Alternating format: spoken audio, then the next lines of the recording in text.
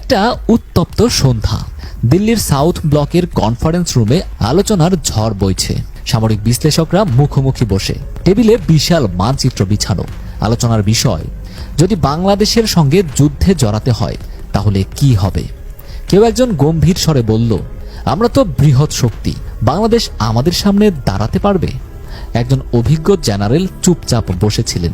তিনি ধীরে ধীরে সামান্য ঝুঁকলেন, ঠান্ডা গলায় বললেন, এটা যদি তোমরা সত্যি ভাবো তাহলে ভয়ঙ্কর ভুল করবে।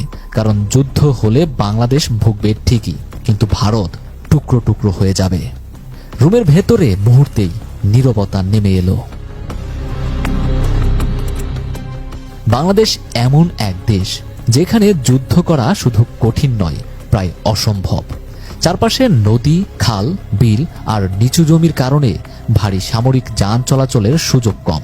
ট্যাঙ্ক বা বড় অস্ত্র বাংলাদেশে প্রবেশ করানো গেলে তা সহজেই আটকে পড়বে কাদার ফাঁদে। ইতিহাস ঘাটলেও দেখা যায় বহিরাগত শক্তিগুলো এখানে এসে বারবার সমস্যায় পড়েছে। মুঘল আমলেও বাংলার নবাবরা প্রায় স্বাধীনভাবেই শাসন করতেন। ব্রিটিশরা এত বছর ভারত শাসন করলেও বাংলার গ্রাম অঞ্চলে প্রবেশ করাটা তাদের জন্য কঠিন ছিল। 1971 সালের যুদ্ধেও এটাই দেখা গেছে। গেরিলা পদ্ধতিতে যুদ্ধ করে বাংলাদেশিরা পাকিস্তানের মতো সুসজ্জিত সেনাবাহিনীকে হারিয়ে দিয়েছিল। এই ভূখণ্ডে দীর্ঘমেয়াদী সামরিক অভিযান চালানো যে কোনো দেশের জন্য দুঃস্বপ্নের মতো। বিশ্ব অর্থনীতির সমীক্ষাগুলো বলছে, যদি সঠিক পথে এগোয় তাহলে 2050 সালের মধ্যে ভারত চীনের পর দ্বিতীয় বৃহত্তম অর্থনীতি হতে পারে। কিন্তু কোনো ধরনের যুদ্ধে জড়িয়ে পড়লে এই স্বপ্ন শেষ হয়ে যাবে। যুদ্ধের খরচ ব্যাপক, যা ভারতের অর্থনীতির ওপর বিশাল চাপ সৃষ্টি করবে। বিদেশি বিনিয়োগ কমবে, বাজারে মন্দা নেমে আসবে। যুদ্ধের ধাক্কায় দেশটির রাজনীতিতেও অস্থিরতা বাড়বে। অভ্যন্তরীণ অসন্তোষ সৃষ্টি হলে ভারতের বিভিন্ন বিচ্ছিন্নতাবাদী আন্দোলন আবার মাথাচাড়া দিয়ে উঠতে পারে। এতে ভারতের অভ্যন্তরীণ স্থিতিশীলতা হুমকির মুখে পড়বে। সুপার পাওয়ার হতে গেলে দীর্ঘমেয়াদী পরিকল্পনা, কূটনৈতিক দক্ষতা এবং অর্থনৈতিক স্থিতিশীলতা দরকার হয়। কিন্তু যুদ্ধ মানেই এই সবকিছু ধ্বংসের পথে ঠেলে দেওয়া। চীন দীর্ঘদিন ধরে বাংলাদেশের ঘনিষ্ঠ মিত্র। সামরিক, অর্থনৈতিক ও কূটনৈতিক দিক থেকে চীন বাংলাদেশের পাশে রয়েছে। ভারতের সঙ্গে বাংলাদেশের যুদ্ধ বাঁধলে চীন সরাসরি যুদ্ধ ঘোষণা না করলেও সীমান্তে বিশাল সামরিক চাপ সৃষ্টি করতে পারে। এতে ভারতকে একসঙ্গে দুই ফ্রন্টে যুদ্ধ করতে হবে, একদিকে বাংলাদেশ, অন্যদিকে চীন। ইতিহাস বলে, দুই ফ্রন্টে যুদ্ধ চালানো কোনো দেশের পক্ষেই সহজ নয়। দ্বিতীয় বিশ্বযুদ্ধে হিটলারও এই ভুল করেছিল এবং শেষ পর্যন্ত পরাজিত হয়েছিল। চীনের এই সমর্থন বাংলাদেশের সামরিক শক্তিকেও বহুগুণে বাড়িয়ে তুলবে। ভারতের জন্য এটি অত্যন্ত সংকটের কারণ হয়ে দাঁড়াবে। ভারতের উত্তর পূর্বাঞ্চলের 7টি রাজ্য, যা 7 সিস্টার নামে পরিচিত, সামরিক দিক থেকে ভারতের জন্য সবচেয়ে দুর্বল অঞ্চল।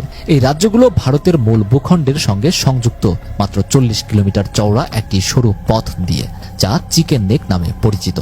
বাংলাদেশের সঙ্গে যুদ্ধ বাঁধলে চীন সহজেই এই অঞ্চল দখল করে ভারতকে দুই টুকরো করে দিতে পারে। এটাই ভারতের সবচেয়ে বড় দুর্বলতা। চীন দীর্ঘদিন ধরে অরুণাচল প্রদেশের একটা বড় অংশ নিজের দাবি করে আসছে। যুদ্ধ বাঁধলে তারা সেই অঞ্চল দখল করতে চাইবে। ভারতের সামরিক বিশ্লেষকরাও স্বীকার করেন, এই অঞ্চলকে রক্ষা করা তাদের জন্য কঠিন হবে। সুতরাং বাংলাদেশের সঙ্গে যুদ্ধে জড়ানো মানে ভারত নিজের অস্তিত্বকেই হুমকির মুখে ফেলা। বিশ্ব রাজনীতিতে ভারত ও যুক্তরাষ্ট্রের সম্পর্ক সবসময় সুবিধাবাদী। ভারত যতই শক্তিশালী হচ্ছে ততই যুক্তরাষ্ট্র এটিকে ভবিষ্যতের প্রতিদ্বন্দ্বী হিসেবে দেখছে। যদি ভারত বাংলাদেশের বিরুদ্ধে আগ্রাসন চালায় তাহলে যুক্তরাষ্ট্র এটিকে ভারতের উত্থান থামানোর সুযোগ হিসেবে নিতে পারে। যুক্তরাষ্ট্রের গোয়েন্দা সংস্থা সিএআই ভারতের অভ্যন্তরীণ বিদ্রোহী গোষ্ঠীগুলোকে উস্কে দিতে পারে। কাশ্মীরে পাকিস্তানের হস্তক্ষেপের পথ আরও উন্মুক্ত হবে। আন্তর্জাতিক নিষেধাজ্ঞা এবং পশ্চিমাদের চাপের কারণে ভারতের অর্থনীতিতে বিশাল ধাক্কা লাগবে। ফলে যুদ্ধের ফলে যে আন্তর্জাতিক জোট ভারতের বিপক্ষে চলে যাবে, সেটাই ভারতকে আরো বড় সংকটে ফেলবে। সামরিক শক্তির দিক থেকে ভারত শক্তিশালী হতে পারে, কিন্তু যুদ্ধ কখনোই শুধু অস্ত্রের শক্তিতে জেতা যায় না। আমেরিকা ভিয়েতনাম দখল করতে পারেনি, রাশিয়া আফগানিস্তানে টিকতে পারেনি, কারণ যুদ্ধের আসল শক্তি হল ভূমির মালিকানা ও প্রতিরোধের মনোবল। বাংলাদেশের মানুষ 1971 সালে যেমন প্রতিরোধ করেছিল, তেমনি প্রতিরোধ গড়ে তুলবে। ভারতের বিরুদ্ধে যুদ্ধ বাঁধলে যুক্তরাষ্ট্র, চীন, পাকিস্তান সক্রিয় হয়ে যাবে। আন্তর্জাতিক গোয়েন্দা সংস্থাগুলো ভারতের বিরুদ্ধে কাজ শুরু করবে। গোপন অভিযানের মাধ্যমে ভারতের অভ্যন্তরীণ স্থিতিশীলতা নষ্ট করে দেওয়া হতে পারে। ফলে যুদ্ধ শুরু করলে ভারতই ক্ষতিগ্রস্ত হবে। দিল্লির সেই কনফারেন্স রুমের নীরবতা এখনো ভাঙেনি। সামরিক বিশ্লেষকেরা মুখে চাওয়াচাওয়ি করছে। ভারতের গণমাধ্যম যতই শক্তিশালী হয়ে ওঠার গল্প বলুক, বাস্তবতা একেবারে আলাদা। বাংলাদেশ ছোট হলেও তা ছিন্ন ভিন্ন করা সহজ নয়, বরং যুদ্ধ হলে ভারতই ভেঙে পড়তে পারে। সেই অবসরপ্রাপ্ত অভিজ্ঞ জেনারেল উঠে দাঁড়ালেন, মানচিত্রের দিকে তাকিয়ে বললেন, বাংলাদেশের সঙ্গে যুদ্ধ মানেই ভারতকে আরও একবার ভারত রাখার লড়াইয়ে নামতে হবে। রাত গভীর হচ্ছে। রাতের নীরবতায় বাংলাদেশ ভারত সীমান্ত বরাবর দুটো পাখি উড়ে যাচ্ছে। তারা যুদ্ধ চায় না, শান্তি চায়। নরেন্দ্র মোদী কি শান্তি চায়?